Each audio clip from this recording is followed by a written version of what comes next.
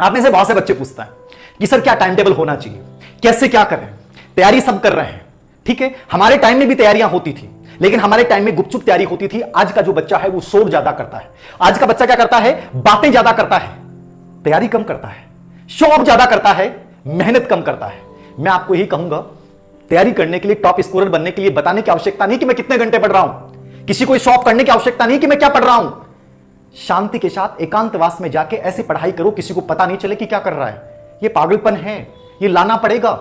ये नहीं लाओगे, जितना शो ऑफ करोगे। मैं 8 घंटे पढ़ा, 12 घंटे पढ़ा, मैं 8 और 12 घंटे मायने नहीं रखते टॉप स्कोरर के लिए। मुझे आज भी याद है कि मैं 12वीं क्लास में 19 घंटे स्टडी की। ईमानदारी से कह रहा हूं, मेरे हाथ में मार्कर है, 19 घंटे स्टडी किए मैंने।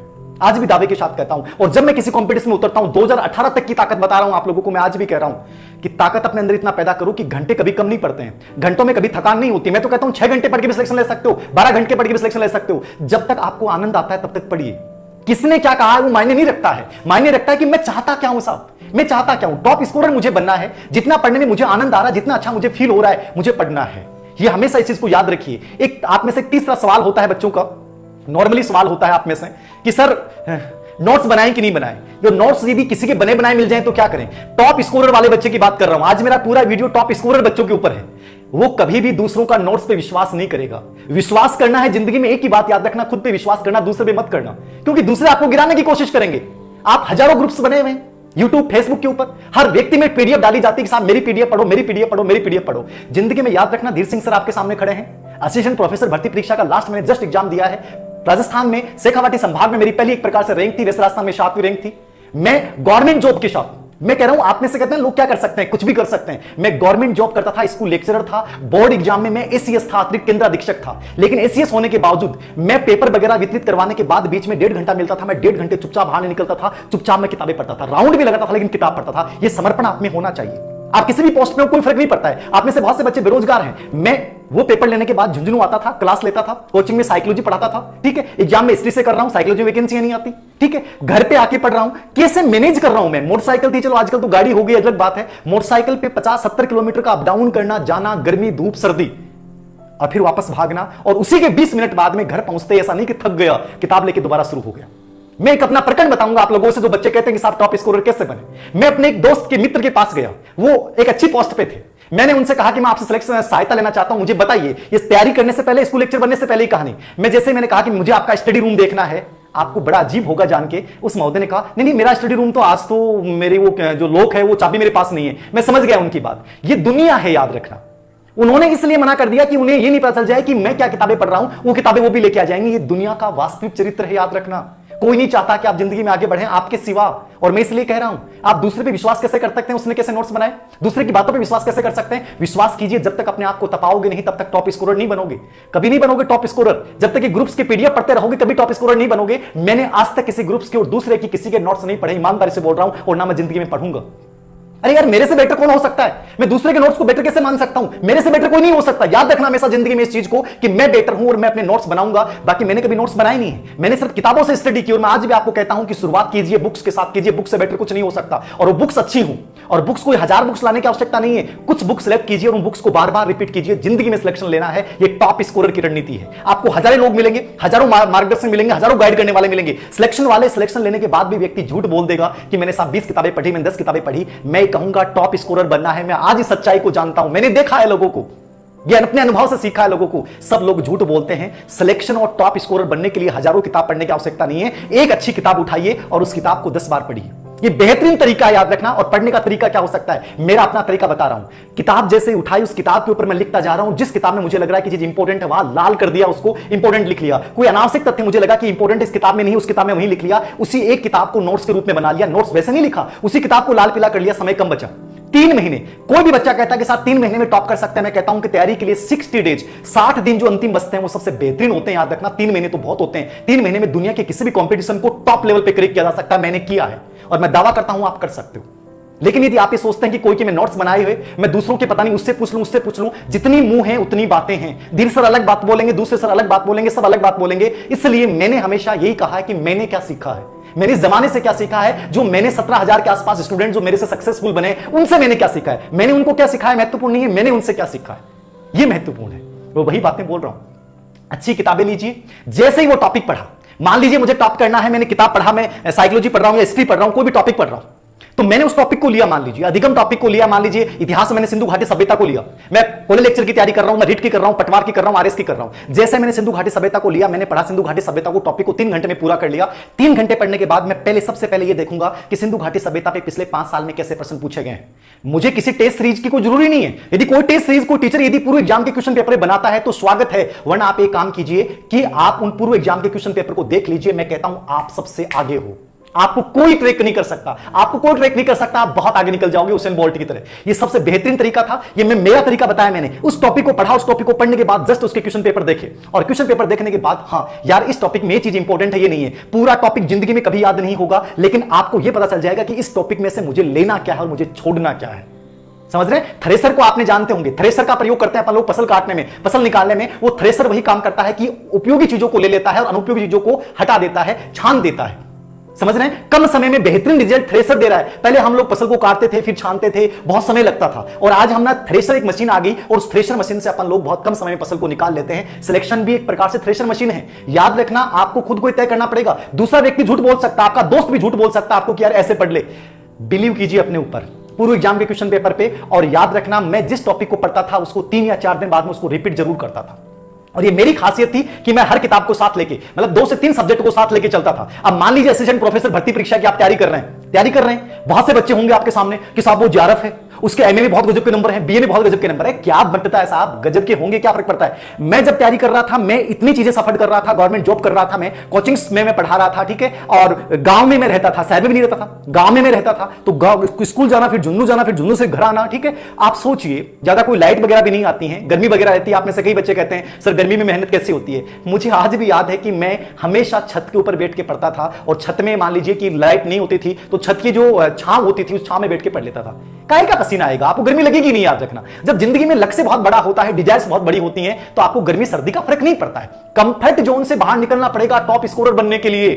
टॉप स्कोरर बनने की कहानी यही है, अपने आप को स्पेशल बनाना है तो कंफर्ट जोन से बाहर निकलना पड़ेगा। कभी मैंने अपनी जिंदगी में पढ़ते समय कूलर नहीं चलाया, मैं आज भी ईमानदारी से कहता हूं नहीं चलाया। क्या फर्क पड़ता है साहब?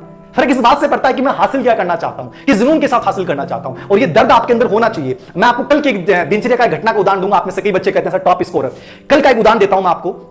कल मेरे अंदर मैंने टारगेट तय किया कि मैं आज ये टॉपिक्स पढ़ूंगा और ये टॉपिक्स के मुझे असाइनमेंट बनाना है, ये करना है मुझे, और मेरा लाइव का भी था। लेकिन पता नहीं क्या हुआ, कल मैं कुछ नहीं कर पाया। मैं ईमानदारी से बता रहा हूं, मुझे बार बार ये फील आ रहा था, मुझे बार बार अपने ऊपर मतलब घिन सी आ रही थी कि तुमने एक दिन बर्बाद किया है। मैं आपको बता नहीं सकता, कल की मेरी फीलिंग इतनी नेगेटिव थी मेरे लिए, खुद के लिए, कि तुम्हारी पूरे दिन की अचीवमेंट क्या है कि तुमने 4 घंटे सिर्फ क्लास ज्वाइन की है, वीडियो लेक्चर्स देखे, बाकी तुमने क्या किया है। मुझे खुद पे घिन आ रही थी, मतलब मुझे अपने आप से नफरत हो रही थी कि तू क्या कर रहा है यार, पूरा दिन तुमने निकाल दिया।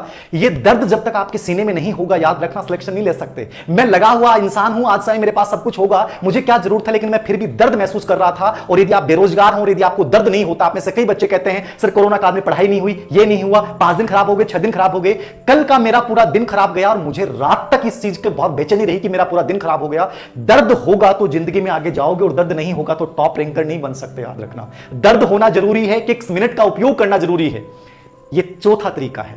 और 5वां तरीका बहुत सिंपल सा है, याद रखना, किताबें आप पढ़ रहे हो, पूर्व एग्जाम के क्वेश्चन पेपर्स को आप देख रहे हो, निरंतरता के साथ उनको बार बार एक्सरसाइज कर रहे हो।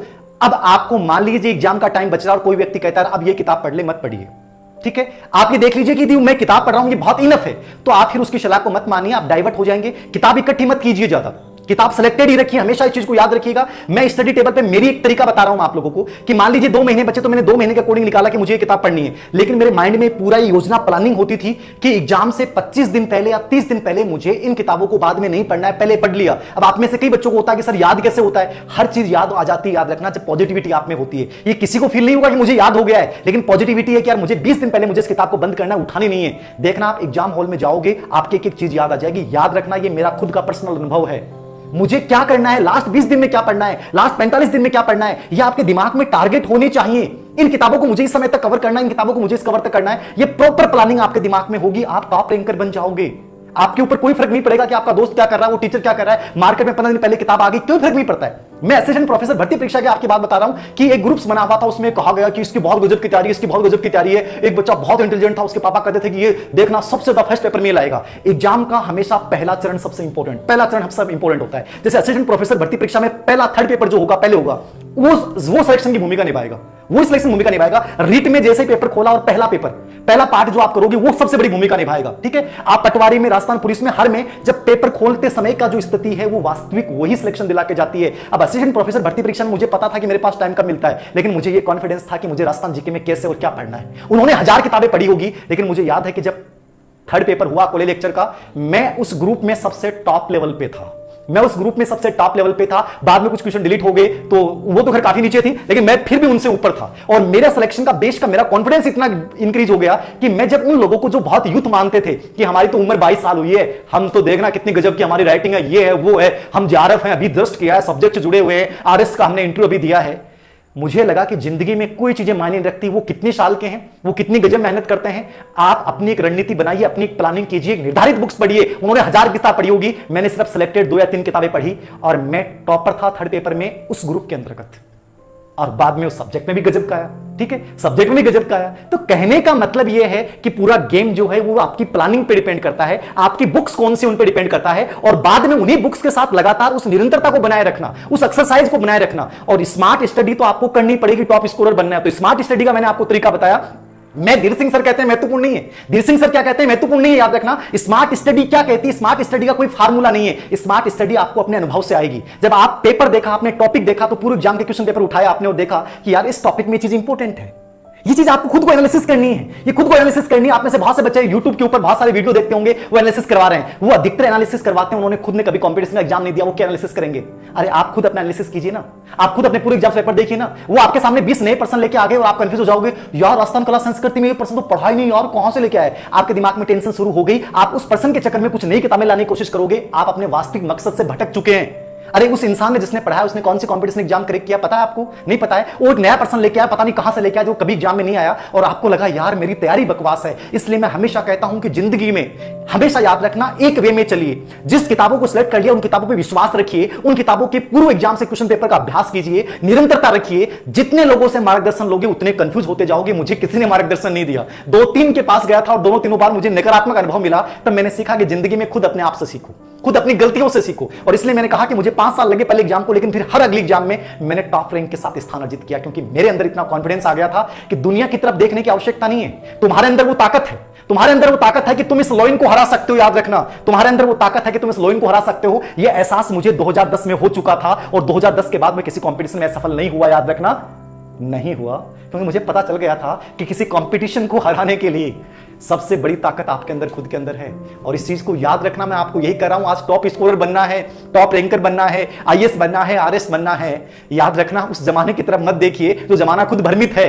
जिस जमाने ने खुद ने अपनी उम्मीदों को नहीं पूरा किया, उस जमाने पे विश्वास मत रखिए, वो विश्वास अपने ऊपर रखिए। अच्छी किताबें, पूरे एग्जाम के क्वेश्चन पेपर, स्मार्ट स्टडी का तरीका मैंने बता दिया, उनसे तय कीजिए मुझे क्या पढ़ना है और क्या छोड़ना है। एक बार जरूर सब चीजों को रिपीट करना है और लास्ट टाइम में याद रखना मुझे उन्हीं चीजों को पढ़ना है जो मुझे लग रहा है इंपॉर्टेंट है। और कम से कम उस किताब का 3 बार रिवीजन जरूर हो जिस किताब को आपने बेस माना है। जिस किताब को आपने बेस माना उसका 3 बार रिवीजन हो। यह टॉप स्कोरर बनने की सबसे शानदार रणनीति है। दुनिया की हर एग्जाम को क्रैक कर जाओगे, हर एग्जाम को क्रैक कर जाओगे। और ये कभी मायने नहीं रखता, याद रखना, कि आप किस पृष्ठभूमि से आए हो। याद रखना, आपके धीर सर बहुत कमजोर पृष्ठभूमि से आए हैं, लेकिन धीर सर का एक ही इरादा था कि जिन लोगों ने दिखाया है, जमाने ने दिखाया है कि इस जमाने में कोई किसी का नहीं होता, इसी से मैंने सीखा है कि उस जमाने को अपना हुनर दिखाना पड़ेगा। और हुनर दिखाना है तो यह ताकत पैदा करनी पड़ेगी कि सामने वाला कितना ताकतवर है, उसकी ताकत से नहीं डरना है। अपने अंदर इतनी ताकत पैदा कर लेनी है कि वो सामने वाला अपनी ताकत का होश खो बैठे, उसे लगे कि यार जंगल का राजा तो मैं था, इसमें इतनी ताकत कहां से आई। ये उसको एहसास करवा दो। ये केवल आप खुद कर सकते हो, दूसरा कोई नहीं कर सकता।